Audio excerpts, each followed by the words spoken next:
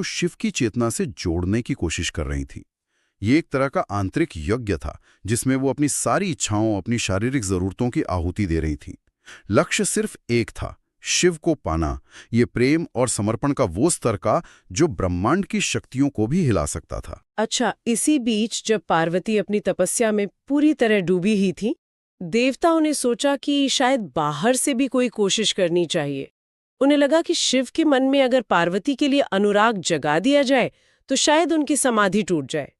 तो उन्होंने एक योजना बनाई और कामदेव, जो प्रेम और कामना के देवता हैं, उन्हें इस काम के लिए चुना। उन्हें शिव के पास भेजा गया कि भाई तुम अपने फूलों के बाण चलाओ और शिव के मन में प्रेम जगाओ। लेकिन हुआ कुछ और ही। शिव तो उस वक्त ध्यान की इतनी गहराइयों में थे, किसी भी बाहरी बाधा से उनका गुस्सा होना स्वाभाविक था। जैसे ही कामदेव ने अपना बाण चलाने की कोशिश की, शिव का ध्यान टूट गया और उनके ध्यान टूटने का नतीजा बड़ा भयानक हुआ। गुस्से से उनका तीसरा नेत्र खुल गया और उससे जो आग निकली उसने कामदेव को उसी पल भस्म कर दिया। ये घटना तो बड़ी नाटकीय है। स्रोत इसे एक अहम मोड़ की तरह दिखाता है। प्रेम जगाने वाले देवता खुद ही जल गए। हाँ, ये घटना कई बातें साफ करती है। पहली तो ये कि शिव का वैराग्य कितना गहरा और अटूट था। कोई भी बाहरी शक्ति, चाहे वो प्रेम के देवता ही क्यों ना हो, उसे जबरदस्ती तोड़ नहीं सकती थी। दूसरी बात, जैसा स्रोत इशारा करता है, कामदेव का फेल होना ये भी दिखाता है कि शिव को सांसारिक या शारीरिक आकर्षण से असर नहीं पड़ता था।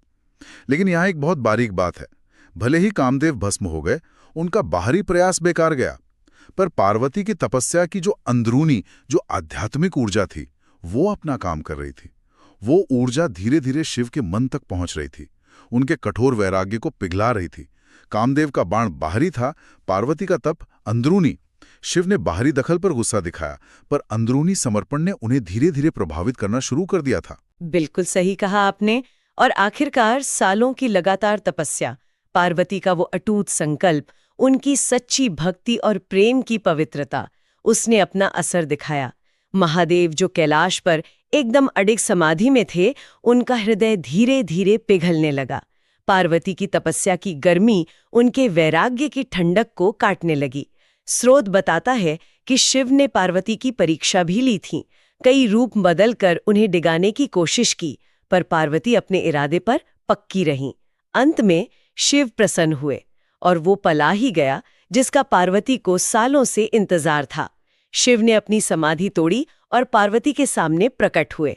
उन्होंने न सिर्फ पार्वती के पवित्र प्रेम को पहचाना और स्वीकार किया, बल्कि उन्हें अपनी अर्धांगिनी